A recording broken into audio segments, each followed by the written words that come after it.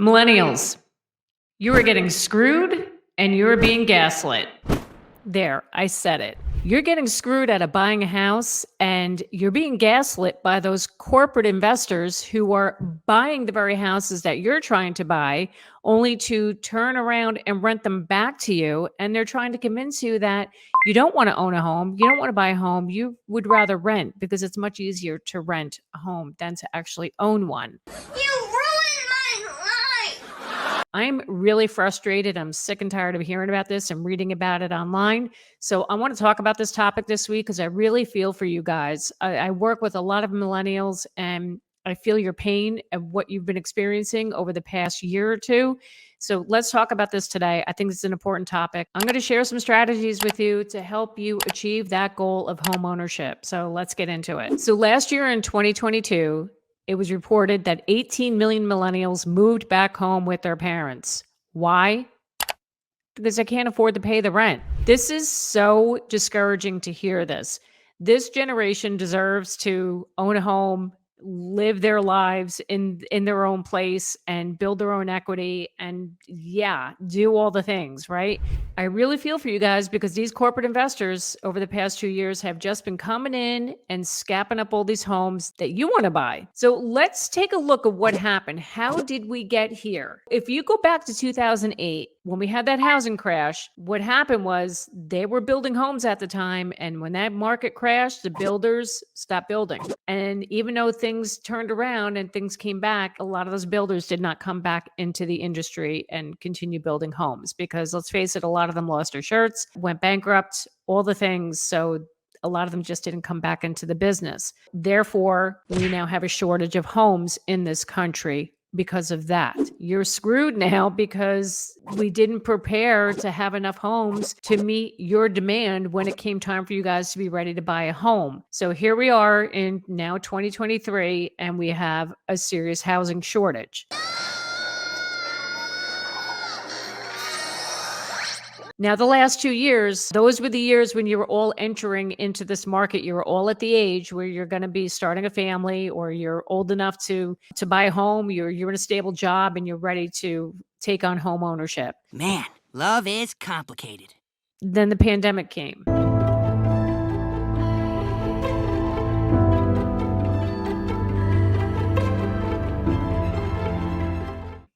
And then the interest rates came down super low, which was great for you guys who were entering the market. It was awesome. You know, your interest rates fell into the 3% range. There were a lot of you that were able to take advantage of that and get a home. But with that, there were bidding wars, which shot up the prices. Fast forward to 2022, the prices were still high, and then the interest rates doubled. So now here we are.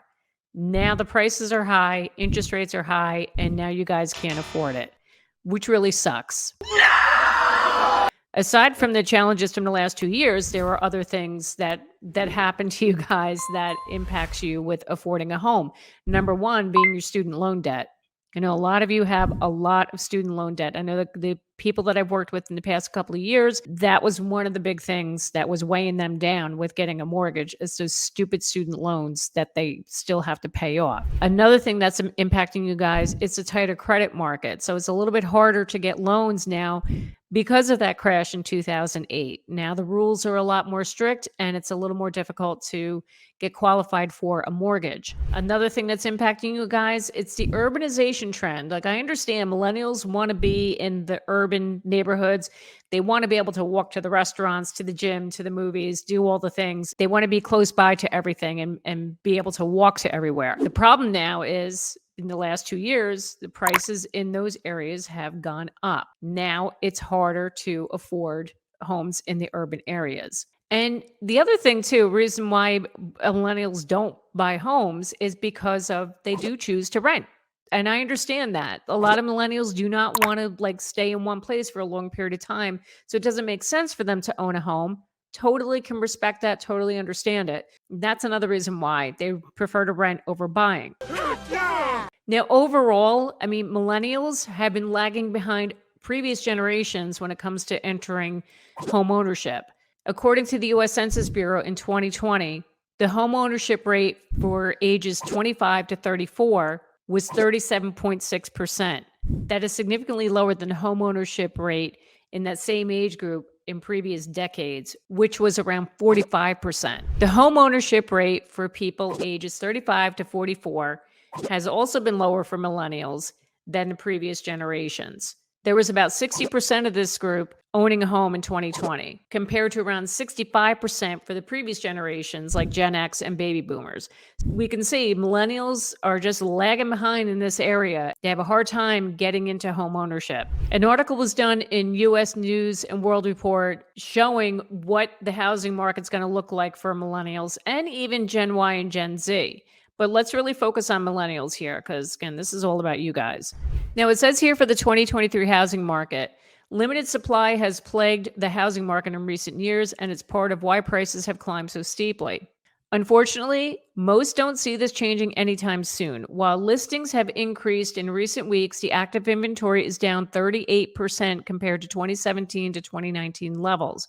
And with home builders pulling back and many existing homeowners sitting on the record low mortgage rates, a huge influx of inventory just isn't in the cards for next year's millennial and Gen Z buyers. I'm so sorry. I don't like hearing that at all. It sucks. Sorry. I hate saying that, but it does. But let's look ahead to the future. For the next 5 to 7 years, it's still going to be a pretty tight inventory environment. About 75% of homeowners now have sub 4% mortgage. And even if mortgage rates do come down, if you're sitting on 2.5 to 3% mortgage and you don't have to move, you're not going to. Falling mortgage rates could be something that can further millennial home buying goals in 2023. Rates have crept down from the 2022 high of 7.08% and settled into the mid to low 6% range. With the Federal Reserve easing back on its rate hikes as of its December meeting, mortgage rates could be poised to fall even more. There is a light at the end of the tunnel, says Glenn Brunker, president of mortgage lender Ally Home.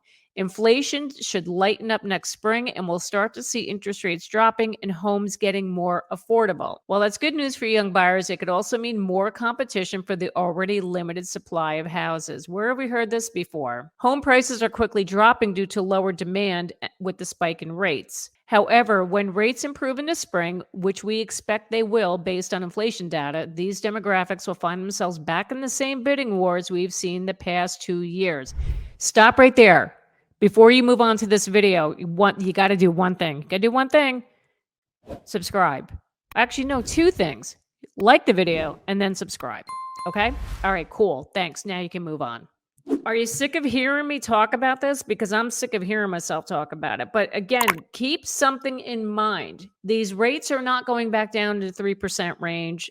They're not going below 4%. We're never going to see that again. So if we're in the 5% range, I said this in a video, I think in the last video I did, if they're in the 5% range, people are not going to be able to overbid the list price by tens of thousands of dollars like we saw in the past couple of years. That's not going to happen just because the interest rate is still higher than it was 2 years ago. You can't afford it. You can't afford the mortgage payment if you're going to go, 10, 20, 50,000 over asking price. What? Keep that in mind. So to me, that's a positive. That's a positive. Yeah, if you're going to be competing, but if you're going to be competing, also throw in other things in your offer. You don't always have to go like so far above asking price to get that house. You can offer things. Don't waive inspections. We're not going to go down that road again, but be flexible and work with the seller, okay? If they need to close by a certain point, like say if they need an extended close, work with them on that. Come to a happy medium to help them achieve their goal and help you achieve your goal to get in the house and help them get out of the house. So work with an agent that can come up with a good strategy for you to help you work with that seller. So you're not overbidding by like tens of thousands of dollars. Okay. Come up with a good strategy to make that offer appealing to them. Now, moving forward, here are some other strategies that you can consider if you're still in the market for this coming year and the following years. If you want to buy a house, here are some other things you can do. Now, when it comes to choosing your location, Power is a lot like real estate. It's all about location, location, location. The closer you are to the source, the higher your property value. choose your location carefully. I know a lot of you want to be in those towns, in the walkable towns. Like I said before, the whole urbanization trend was a big thing for millennials. Totally get it. All the people that I work with, that was a big, important thing for them. But it might be time to look into more of a rural area where it's a little less expensive. I know, not the ideal thing, but you know what? Be open to it. Keep an open mind. Check it out, explore it. You might like having a little bit more space in between you and your neighbors because, when you're too close together and you're not getting along, or, your neighbor does something to make you mad like that, you don't want to live with that. Go away! I never want to see you again! Explore that option to go into a more rural area so it's a little bit cheaper. If you're thinking of moving out of state, like if it's too expensive where you are right now, and you can work remotely, start researching areas that are more affordable. I did a video a while back about that this year. They're predicting that the Midwest is going to be the next place, the next market that's going to be hot because it's still affordable. Something you may want to consider. Another thing you can do is the buying down of points. Now, the 2-1 buy down has been very popular among the younger buyers now. So that's something you can consider. So a 2-1 buy down is your first year, your interest rate will be 2% lower. The second year will be 1% lower. And then it will revert back to that higher rate, to the original rate by your third year. This is something that a lot of people are doing these days, and it seems to be working. Something to think about. Talk to a lender about that option, about what you can do. You can buy discount points to reduce that rate. So again, always talk to your lender. If you need the name of a lender, I got your back. I got people I can refer you to. So reach out to me and I'll get you that information. Another thing you can do is just ask for help from your family. I know a lot of us don't like doing that, but you can ask your parents to maybe gift you money to help pay towards your down payment or help pay your closing cost.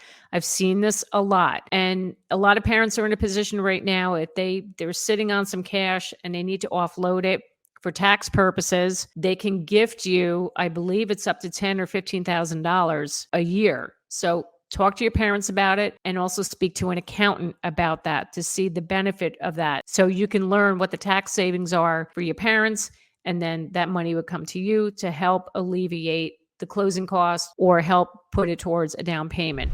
Another option you can do is go in on buying a home with a sibling or your parent. I have seen young couples actually partner with a parent to help them buy the house. I know it's not ideal, but it's something that's happening nowadays. And if you do what you got to do. If that's what you need, reach out and ask your parents for help, because I don't think they're going to want you living in their basement playing Guitar Hero. And the last thing is take your time. Do not feel like you have to jump in the market immediately and you're watching the news and you're afraid the interest rates, they're going up through the roof again. Stop looking at that stuff. Talk to your local experts, talk to your lenders, talk to your real estate agents to understand what's truly going on in the market with the housing prices and with interest rates. Don't be relying on Google so much right now. I know you all love to do that. You're really good at researching, and I give you a lot of credit for that. But be careful with what you're seeing online. There's a lot of scary stuff out there, and a lot of it is not true. So consult with your local experts. But again, take your time. Take your time. Find the right house. You want to be happy with this. This is a big purchase, and God knows you don't want to be miserable after you move in, because that's not good. All right, my millennial friends, I hope this information helps you a lot. If you need any more information, you know how to get a hold of me. Contact information is right down below. You can call, text, email me. I am so happy to help. If you want to learn more information about what's going on in this housing market, I highly recommend you look at this playlist right here, chock full of information that I think is just super important, and you should watch it. Thank you so much for watching me today and getting your dose of real estate reality. I am Jackie Baker, and I will see you next time.